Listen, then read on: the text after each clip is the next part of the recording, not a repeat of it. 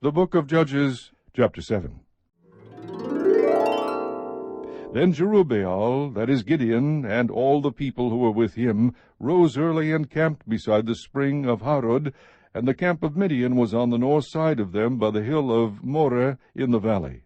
The Lord said to Gideon, The people who are with you are too many for me to give Midian into their hands, for Israel would become boastful, saying, My own power has delivered me.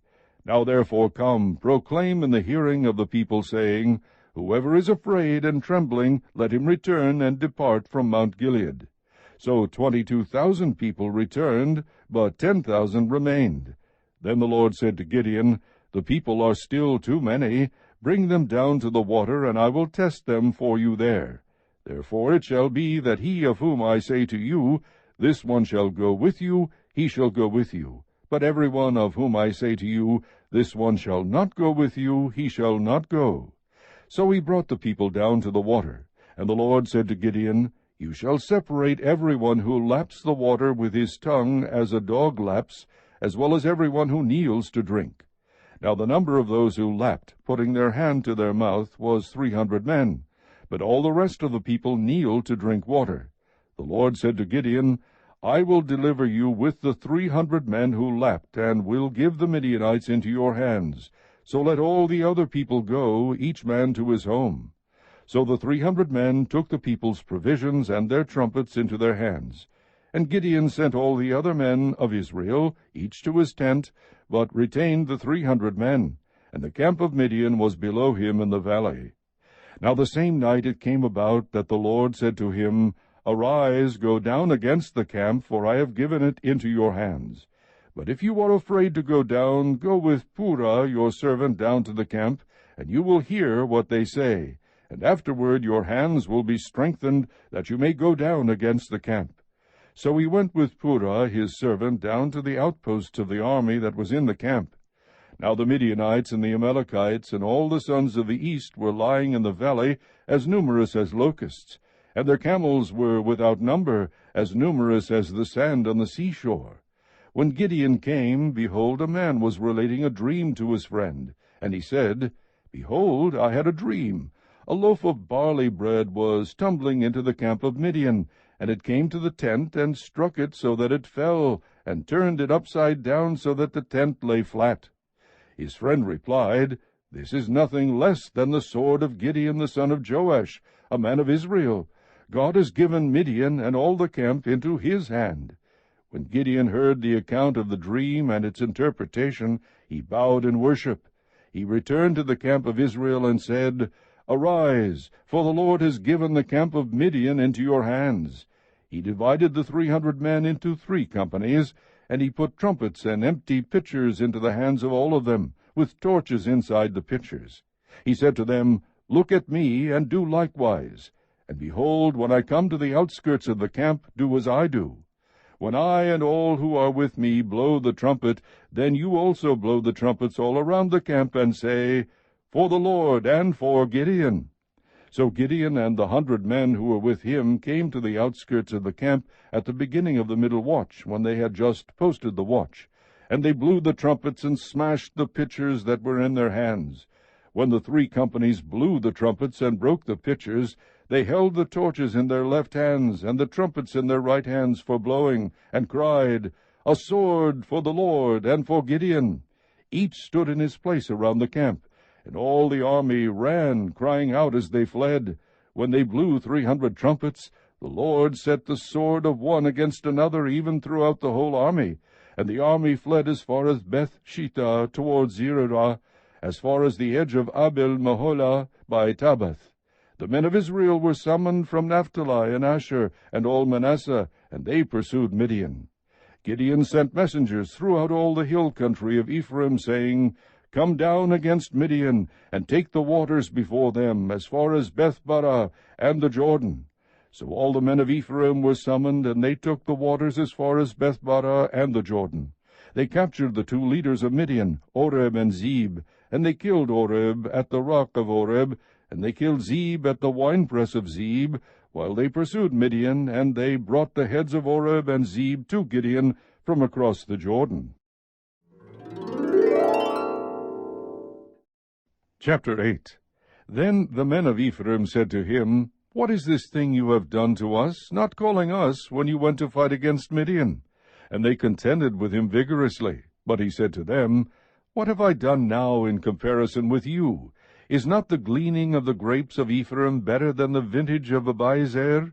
God has given the leaders of Midian, Oreb and Zeb, into your hands. And what was I able to do in comparison with you? Then their anger toward him subsided when he said that. Then Gideon and the 300 men who were with him came to the Jordan and crossed over, weary yet pursuing. He said to the men of Succoth, Please give loaves of bread to the people who are following me, for they are weary, and I am pursuing Zebah and Zalmunna, the kings of Midian. The leaders of Succoth said, Are the hands of Zebah and Zalmunna already in your hands, that we should give bread to your army? Gideon said, All right, when the Lord has given Zebah and Zalmunna into my hand, then I will thrash your bodies with the thorns of the wilderness and with briars.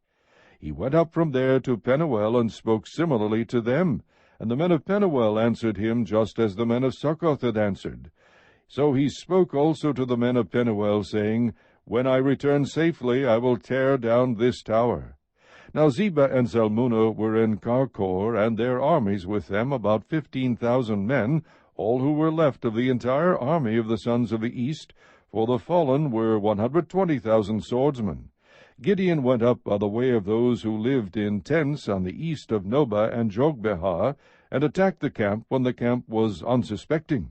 When Zebah and Zalmunna fled, he pursued them and captured the 2 kings of Midian, Zebah and Zalmunna, and routed the whole army. Then Gideon, the son of Joash, returned from the battle by the ascent of Heres. And he captured a youth from Succoth and questioned him. Then the youth wrote down for him the princes of Succoth and its elders, 77 men. He came to the men of Succoth and said, Behold, Zebah and Zalmunna, concerning whom you taunted me, saying, Are the hands of Zebah and Zalmunna already in your hand, that we should give bread to your men who are weary? He took the elders of the city, and thorns of the wilderness and briars, and he disciplined the men of Succoth with them. He tore down the tower of Penuel, and killed the men of the city. Then he said to Zebah and Zalmunna, What kind of men were they whom you killed at Tabor? And they said, They were like you, each one resembling the son of a king. He said, They were my brothers, the sons of my mother. As the Lord lives, if only you had let them live, I would not kill you. So he said to Jether his firstborn, Rise, kill them. But the youth did not draw his sword, for he was afraid, because he was still a youth. Then Zebah and Zalmunna said, Rise up yourself and fall on us, for as the man, so is his strength. So Gideon arose and killed Zebah and Zalmunna, and took the crescent ornaments which were on their camels' necks. Then the men of Israel said to Gideon, Rule over us, both you and your son, also your son's son, for you have delivered us from the hand of Midian. But Gideon said to them, I will not rule over you, nor shall my son rule over you. The Lord shall rule over you. Yet Gideon said to them, I would request of you that each of you give me an earring from his spoil. For they had gold earrings, because they were Ishmaelites. They said, We will surely give them. So they spread out a garment, and every one of them threw an earring there from his spoil. The weight of the gold earrings that he requested was 17,000 shekels of gold, besides the crescent ornaments and the pendants and the purple robes which were on the kings of Midian, and besides the neckbands that were on their camels' necks. Gideon made it into an ephod and placed it in his city, Ophrah, and all Israel played the harlot with it there, so that it became a snare to Gideon and his household. So Midian was subdued before the sons of Israel, and they did not lift up their heads any more, and the land was undisturbed for 40 years in the days of Gideon. Then Jerubbaal, the son of Joash, went and lived in his own house. Now Gideon had 70 sons who were his direct descendants, for he had many wives. His concubine, who was in Shechem, also bore him a son, and he named him Abimelech. And Gideon, the son of Joash, died at a ripe old age, and was buried in the tomb of his father Joash in Ophrah of the Abiezrites.